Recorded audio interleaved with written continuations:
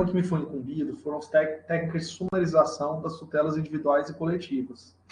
Bom, o nome é um pouco peculiar, mas a questão é muito simples. Sumarizar algo, desde do entendimento do procedimento sumário que a gente estuda, é buscar formas de se obter mais célere aquele provimento. Sumarização seria obter de uma maneira mais célere, mais rápida, como se fosse uma tentativa de achar um atalho.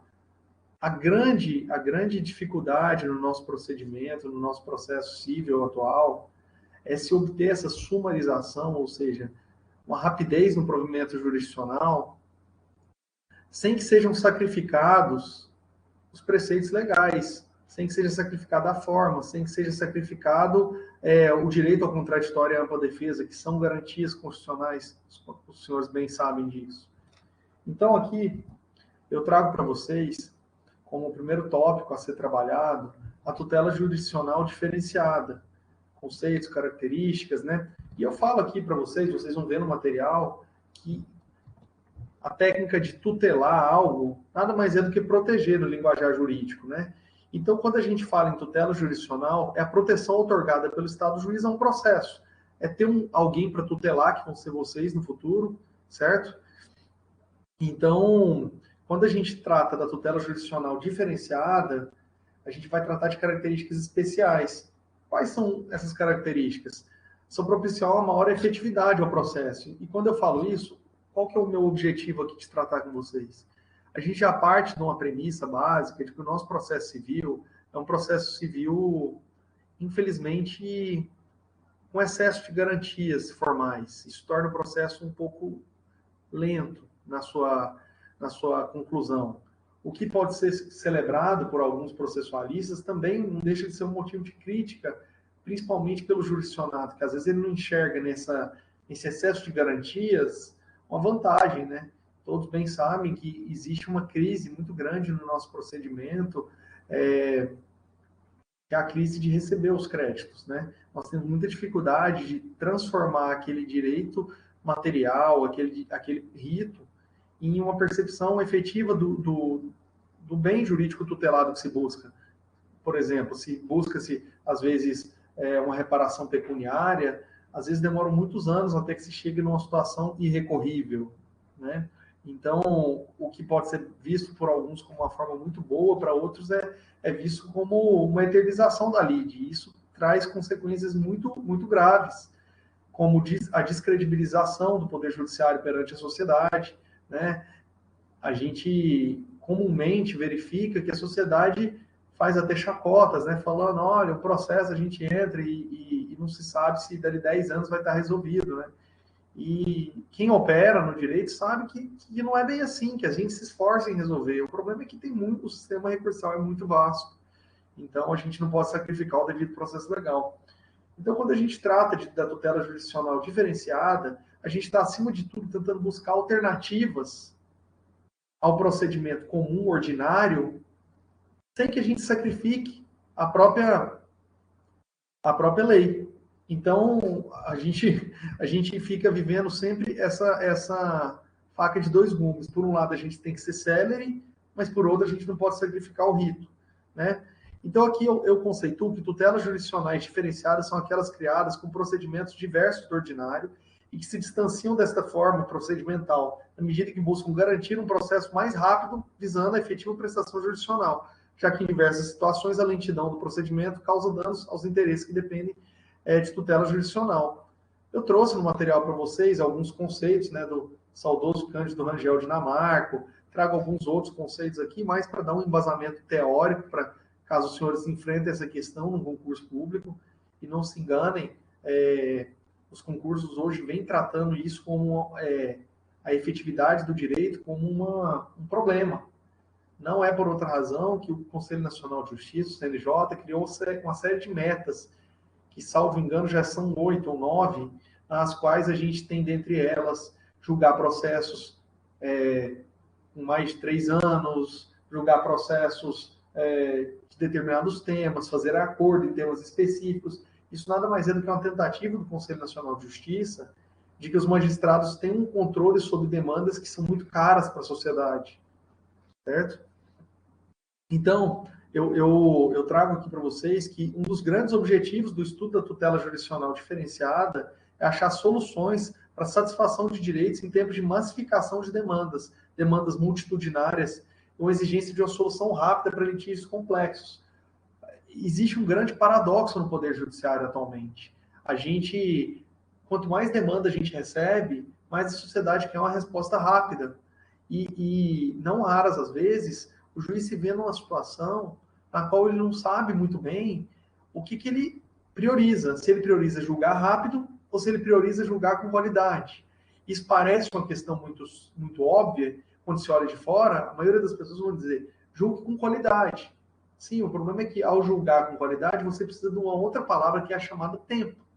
E o tempo, muitas vezes, ele é inimigo dos interesses da sociedade. A sociedade tem interesse de que o processo seja julgado rápido, bem, e muitas pessoas, a maioria delas, né, acha que ela é detentora do seu direito, né? Então, é muito comum em quem atua em demandas cíveis, a gente identificar 3 pessoas ali, às vezes um autor, um réu, um reconvinte, os 3, cada um defende com unhas e dentes, né, o seu direito, e a gente tem que pacificar a lide de alguma forma, né? Naturalmente, quando a gente pacifica a lide, a gente desagrada no mínimo um, mas muito possivelmente os 3.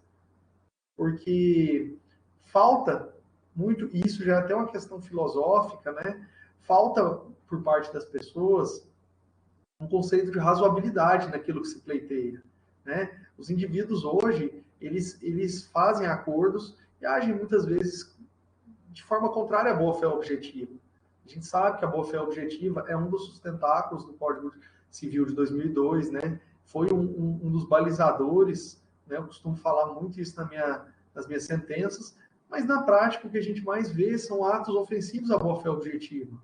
E então a gente sempre vai ter nesse tema que está sendo tratado com vocês essa disputa doutrinária, às vezes até jurisprudencial, sobre, primeiro, a legalidade da criação dessas tutelas diferenciadas, porque as tutelas diferenciadas nada mais são do que ritos diferenciados para tratar sobre assuntos que são caros à sociedade. Só que a gente entra num campo muito perigoso do direito. Sabe-se que esse campo, muito frequentado no Código de 73, quem já é um pouco mais antigo no estudo do processo civil sabe que existe um excesso de ritos específicos e ritos especiais no Código. Né? Qual foi o grande objetivo do Código de Processo Civil de 2015? Acabar com esses ritos, acabar com pedidos em processos anexos, acabou-se com o procedimento cautelar em apenso, né? Falar em apenso hoje em processo digital é uma coisa quase estranha, né? Então, qual foi o grande mens legis, né, do Código de Processo Civil de 2015? Foi tentar concentrar o máximo possível dentro do rito ordinário. E aí você pega o rito ordinário e tenta dar a ele contornos diferenciados para que ele possa abarcar situações específicas. Você dá um poder para o juiz para isso. Mas ainda assim existem muitas situações práticas que são resolvidas em ritos específicos. Quem atua no direito bem sabe, por exemplo, a título de exemplo, que o Decreto-Lei 911 continua sendo usado com um rito muito específico, que foge ao Código de Processo Civil. Né? O rito da purgação da mora, ou mesmo a purgação da mora nos processos que envolvem o sistema financeiro de habitação, né? Para citar alguns casos muito específicos que a gente atua diariamente, né, em varas cíveis. Então, surge nesse contexto. Eu trago aqui que a gente não pode esquecer que é um tema, sim, que é um tema, assim, muito polêmico, né? E que, em decorrência das constantes alegações de que, adotada a técnica da tutela jurisdicional diferenciada, haveria uma precipitação temporal dos efeitos da decisão final.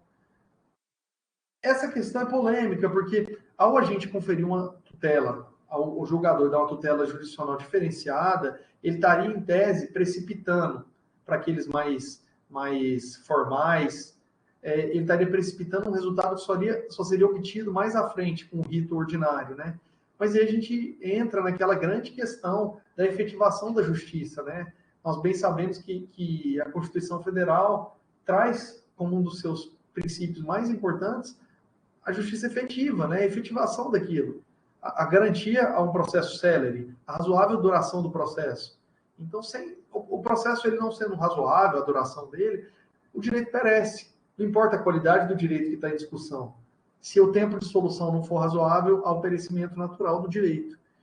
Então, eu falo aqui, quanto à conveniência da criação de procedimentos diferenciados, vale citar que a criação desmedida de procedimentos pode gerar uma inversão de valores no próprio sistema processual. É o que eu havia citado bem, do cuidado que o legislador tem que ter nessa técnica, porque se a gente começa a criar exceções demais, a exceção vira regra e a regra vira exceção. A gente vislumbra que isso acaba acontecendo em alguns momentos no direito.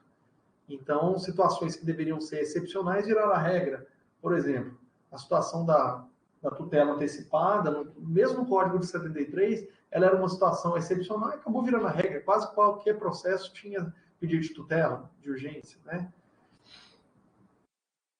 Então, meus amigos, eu trago no material aqui um tema para aprofundar, que é uma dissertação apresentada num congresso em 2015 sobre o tema. Eu gostaria que os alunos pudessem, se possível, ler, até para a gente poder conversar.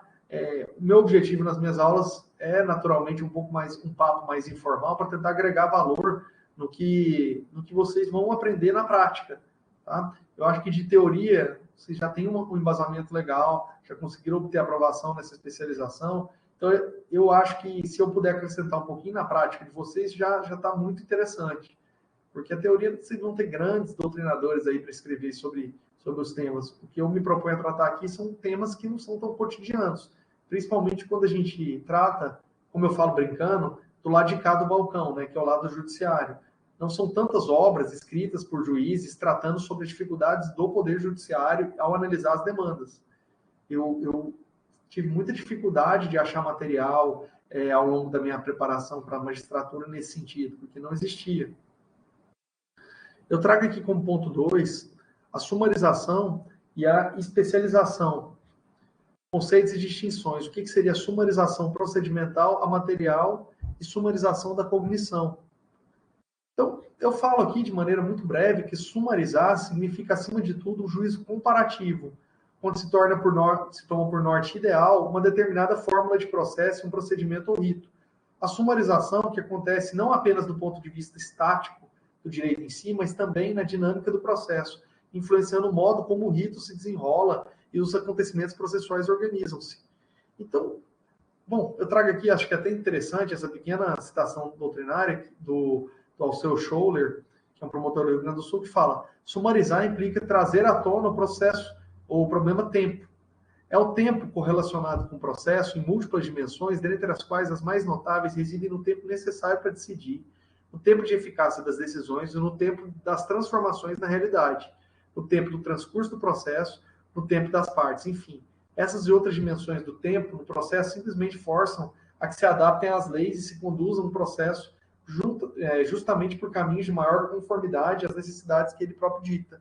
Então, em síntese, quando a gente trata da sumarização, mais uma vez, a gente está fazendo ali um juízo comparativo e a gente está analisando se aquele caso a ser tratado, aquele direito, se ele deve ser sumarizado, ou seja, se a gente deve excepcionar a regra geral para criar um procedimento específico para ele, por N razões, que aí a gente só vai poder apurar no caso concreto. Essa função é uma função, naturalmente, que vai ser legiferante, né, ao estabelecer qual rito a ser tomado, mas que em determinados momentos, conforme vai ser dito aqui, ela vai ser até judicial. Dentre as técnicas de sumarização, talvez a mais difundida hoje é a formal, também chamada de sumarização de procedimento ou de rito. É uma técnica que opera a partir do modelo processual pré-concebido, com o ideal de rito. É exatamente o que eu havia falado. Esse paradigma está isolado no próprio Código de Processo Civil, constituindo-se do processo de conhecimento de rito comum ordinário. Aplica-se a todas as causas o procedimento comum. Restando aos chamados procedimentos especiais, aqui eu trouxe sumário, mas já nem é mais chamado, o que for excedente a isso. Então, a regra, naturalmente, é a gente aplicar o rito ordinário. A gente vai aplicar o rito especial em algumas demandas muito específicas do Código ou da lei extravagante, né? É uma técnica com a visibilidade facilitada, pois o resultado das alterações será um processo cujo rito apresentará uma menor quantidade de atos. redução de prazos ou até atos concentrados. A gente, quando fala de ato concentrado, naturalmente, o que vem à nossa cabeça? A lei do juizado especial, né? Que é uma lei que concentra a maioria dos atos. Já lá atrás, quando foi concebida a lei dos juizados especiais, houve a alegação de que poderia haver uma inconstitucionalidade, mas essa questão já está muito superada há muito tempo. Então, esse ato de sumarização é um ato de atalho, de criar-se atalhos processuais. Ele é importante, mas ele tem que ser visto com muita parcimônia, justamente para que a gente evite uma situação complexa, que é a de tolir direitos.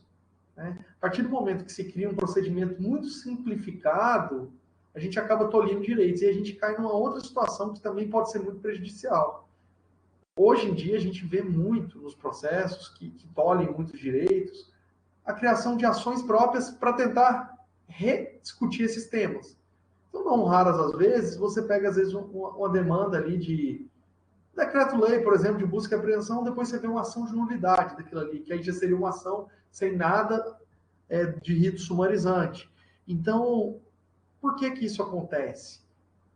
Porque muitas vezes a lei estabelece algumas presunções, e aí podem ser presunções iuris tantum ou presunções iuris et iuris, ou seja, presunções tanto relativas quanto absolutas, de que determinada questão já está debatida. E aí resta a parte o aceitar, e o brasileiro ele não aceita, ou começar uma interposição infinita de recursos. Então, é essa que é a grande questão que é trazida pela doutrina nesse tema. A gente saber equilibrar a sumarização para criar um procedimento que não dissolve em vários outros procedimentos. Então, eu falo aqui que a sumarização da cognição é a técnica destinada a garantir o resultado útil do processo. Por que a gente trata isso? Porque o processo célere, ele é um processo que chega ao seu resultado útil, como tudo que foi dito anteriormente. Um processo judicial simplesmente não atinge o seu fim, ou que ele gera uma eternização da lide, ele não tem resultado útil. Por mais que o direito seja muito bem tutelado e muito bem garantido, a justiça não vai ser aplicada no caso concreto. Todos aqui já sabem ou já ouviram falar de casos que o beneficiário daquele direito morre sem vê-lo se concretizar, principalmente pela quantidade de recursos que o nosso sistema processual permite.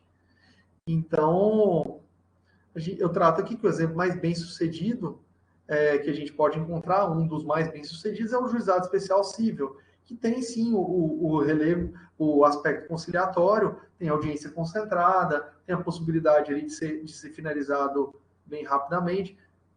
Obviamente, muito do que se esperava dos juizados especiais cíveis acabou não se concretizando. Existem verdadeiras inversões de valores. Hoje, no estado de Roraima, existem algumas ações que são mais rápidas na justiça comum do que no juizado. Isso não é culpa do juiz, do juizado, naturalmente, mas e sim da massificação de demandas que são juntadas nos juizados. Então, acaba se tornando difícil a concentração de atos e o julgamento como se foi imaginado. Lembrar que a lei é de 95, já se passaram aí mais de 20 anos. Então, a realidade processual no Brasil mudou demais. Demais. A realidade, o acesso à justiça no Brasil, ele é muito fácil, ele é muito amplo. Ele é um princípio. Ele é uma garantia constitucional. Então, o juiz, ele não pode se esquivar a analisar uma demanda. O que era para ser bem uma coisa muito boa, acabou se tornando um grande problema para o judiciário.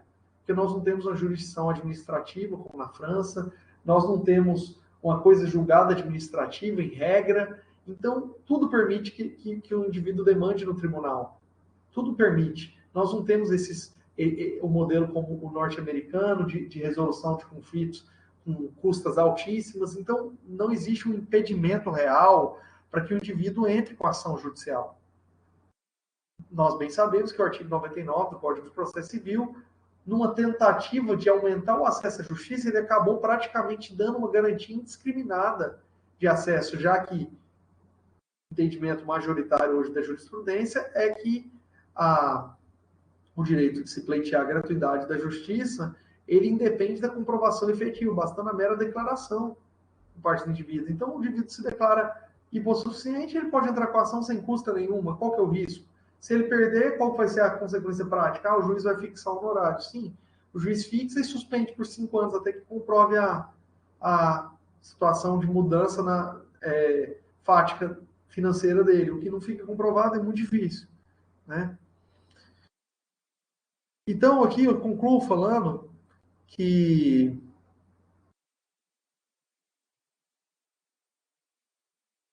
falando aqui sobre o exemplo do juizado especial cível, né? E aí a gente trata agora, aí é lógico, eu estou só apenas dando uma pincelada para vocês tratarem, eu quero que leiam sobre o tema, que discutam, para a gente poder fazer um debate de alto nível sobre a questão, principalmente trazendo para a prática, casos concretos, para a gente debater como é que funciona no judiciário de Roraima, principalmente, tá? Eu trago aqui um pouquinho sobre a tutela, sobre agora a questão material da técnica de sumarização, é um pouco mais complexa, então eu trago uma definição doutrinária, também do Alceu Scholler, que o trabalho dele é muito completo. Trata-se de técnica mais rebuscada de sumarização, que não se percebe às primeiras vistas ou aos olhos desavisados, mexe com a entranha do processo, a exigir no mínimo uma atividade laparoscópica, judiciária e cuidadosa, capaz de revelar as sutilezas de suas operações resultantes. Não basta planificar o rito para percebê-la, já que no rito ela se esconde. Acima de tudo, uma técnica de operação mental, um trabalho com as áreas cognitivas do juiz. Por isso, não entranha do processo, porque o processo é substancialmente conhecimento e decisão. Talvez aí resida o mais caro do processo em substância, muito além da ideia de que a substância do processo seria o direito material. O processo de cognição é o processo vivo, acontecendo pela decisão do julgador e atingindo o meio ambiente e as pessoas. Então, essa técnica é uma técnica mental do juiz. Eu vou trazer aqui uma definição final para vocês, e aí eu vou querer que vocês leiam sobre o tema para a gente conversar.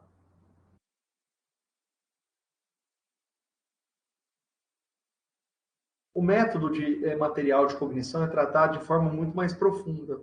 Longe de abreviar a produção das provas, que são imperiosas para o processo e garantem a melhor avaliação do feito, a sumarização em seu aspecto material impõe o obrigatório reconhecimento de que o procedimento também não é dado a um tempo infinito. Então, naturalmente, existem momentos no processo que, muito embora as provas que existam no processo não sejam as melhores, é dado um momento em que o julgador tem que falar, olha, acabou. Nós chegamos num ponto e desse ponto não dá mais. Não dá mais, seja por desídia de algum advogado, seja porque está tendo um abuso do direito recursal, e vocês que pretendem ser juízes, vocês vão perceber que isso é muito comum na nossa carreira. A gente precisa dar um basta, principalmente no processo civil. Por que eu falo principalmente no processo civil? Porque no processo criminal, a quantidade de recursos ela não é tão grande e a vastidão do que pode ser alegado é menor. A gente está tratando geralmente do direito à liberdade ou da impossibilidade do encarceramento. São dois temas maiores que acontecem. Ou ainda de requisitos para manutenção de uma liberdade cautelar. Esses temas eles são mais simples. O direito civil ele traz milhares de temas e discussões e subdiscussões que vão surgindo. Então, chega um momento que o juiz ele precisa fazer um apontamento dizendo assim, olha, está encerrada essa fase instrutória. Então, olha, estando feito apto a julgamento, conforme a ritualística processual estabelecida, cabe ao julgador aplicar as regras de ônus da prova. Trago aqui no 373.1 e 2 do nosso Código atual. Ainda que se alegue o não exaurimento do direito material, é imprescindível que o direito atinja o seu termo. Por que eu falo isso? O direito material, ele pode ou não ser exaurido, por diferentes razões. Por exemplo, pode ser que o advogado que esteja tutelando os interesses do cliente dele não tenha conhecimento suficiente, pode ser que não tenha se vislumbrado uma tática, uma técnica específica.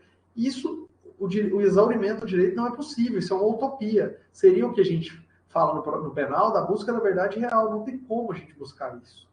Não tem como a gente buscar, a gente até pode, mas não tem como a gente ter a certeza de que a gente localizou.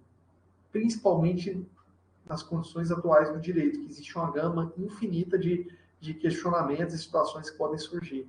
Então, não é que o processo é um fim nele próprio, eu trago aqui. Mas sem o respeito aos ritos e regras do ônus da prova, estar-se-ia gerando extrema insegurança jurídica, Não é por outra razão que o sistema recursal pátrio é um dos mais amplos e extensos do mundo, garantindo a parte de questionar em vários degraus de jurisdição a, entre aspas, justiça da decisão. Mas chega um momento que não dá mais. E isso é muito sutil para o julgador. O julgador, ele tem o direito, até porque sabe-se que o beneficiário das provas é o juiz. Somos nós. Eu trago aqui, no tópico 2.2, a tutela diferenciada e economia processual. E aí aqui eu vou me limitar a pedir que vocês deem uma estudada nesse tema, porque o mais importante é que vocês entendam o que a gente pode aplicar da técnica diferenciada para economizar, tá? Para trazer uma economia às partes. Lembre-se que todo processo tramitando é um gasto para o Estado, é um gasto para as partes, é um gasto de vida, é um gasto de tempo útil das pessoas. Então, eu gostaria que vocês estudassem para eventualmente trazer as dúvidas para mim. Eu falo aqui também, rapidamente, também não vou tratar isso aqui, até porque tem uma atividade para vocês tratarem, sobre o princípio da adaptabilidade do procedimento às necessidades da causa, também chamado de princípio da elasticidade. Fala aqui bem rapidamente que é um princípio de procedência italiana, né, e que conforme o ensinamento do grande Fred Dier, um dos criadores, né, de vários dispositivos do Código atual, a possibilidade de um magistrado adequar o procedimento às particularidades do caso concreto, no fito de melhor tutelar o direito material. Essa questão da elasticidade ela tem que ser vista com muito cuidado, tá? Justamente porque a partir do momento que a gente está trabalhando em leis, em situações legais, a gente precisa ter muito cuidado para não inferir no direito a um contraditório e ampla defesa, tá? Lógico, esse material foi feito por mim atual, mas o tema do material, ele se remete muito ao Código de 73. Foi até uma das dificuldades ao montar esse material para vocês, porque atualmente nós temos alguns instrumentos de cooperação entre as partes. Dentre eles, posso citar como exemplo, e quero trabalhar isso com vocês, a calendarização do processo, os negócios processuais, que naturalmente têm limites, mas que podem ser trazidos. Então, eu quero que vocês leiam sobre esse princípio e tragam relações de contato com o nosso código.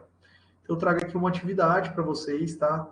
Que vai estar no material, mas que trata em síntese o conhecimento do significado de tutela diferenciada, realizar uma atividade correlacionando-a com discricionariedade judicial, efetividade do processo, redução do módulo da prova, inversão do ônus da prova, utilidade prática do provimento jurisdicional, e citar ao menos 2 casos de tutela diferenciada no processo de conhecimento. Eu já citei algumas situações.